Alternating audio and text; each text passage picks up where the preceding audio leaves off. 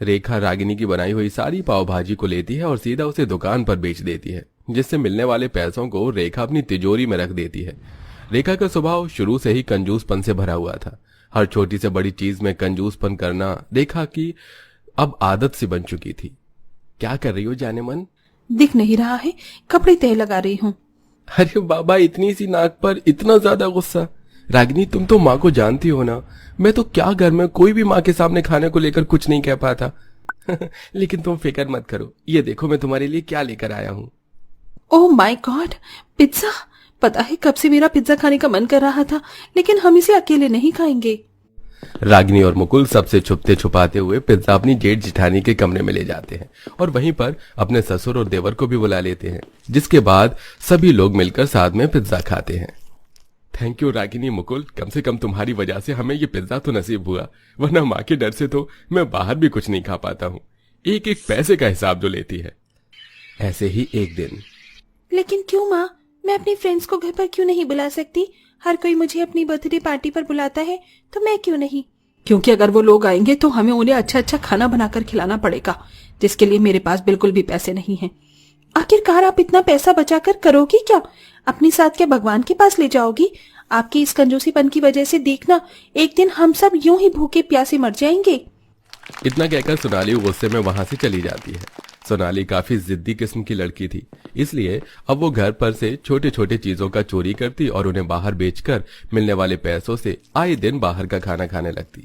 लगता है इतने दिनों तक सिर्फ बाहर का खाना खाने की वजह से सोनाली को फूड पॉइजनिंग हो जाती है और उसकी हालत काफी खराब हो जाती है।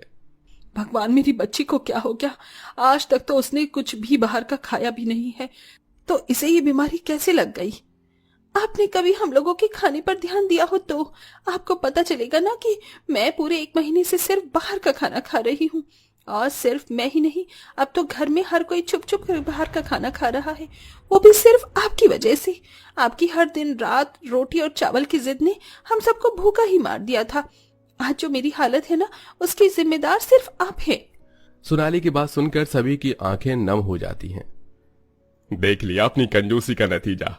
अरे हर रात रोटी, दिन में चावल खा खा कर हमारी बेटी इतनी परेशान हो गई कि उसने बाहर का खाना शुरू कर दिया, वो भी इस कदर कि उसकी हालत ये हो गई है। माँ जी, हमने आपको कितनी बार समझाया, लेकिन आपने कभी हमारी बात नहीं सुनी और सिर्फ अपनी मनमानी करती रही।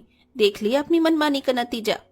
माना मैं कंजूस थी, लेकिन ये सब पैसे मैं अपने लिए नहीं बल्कि तुम सबके लिए बचा रही थी कि अगर भविष्य में हमें कोई परेशानी आई तब हम इन पैसों का इस्तेमाल कर सके।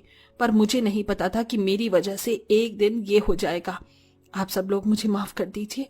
अब से मैं कभी भी अपने कंजूसीपन की वजह से आप लोगों को तकलीफ में नहीं रहने दूंगी। रेखा की बात सुन घर में सभी लोग काफी खुश होते हैं।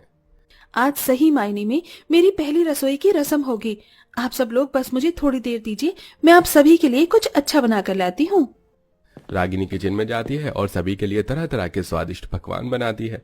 इतने समय बाद घर में बना हुआ इतना अच्छा खाना खाकर सभी लोग काफी खुश होते हैं, जिसके बाद अब आए दिन खाने में रोटी चावल के अलावा भी तरह तरह के पकवान बना करते थे और अब पूरा परिवार हंसी खुशी खाना खाता है। आपके घर में सुबह और शाम को खाने में क्या बनता है? कमेंट करके खाने का नाम जरूर बताइएगा।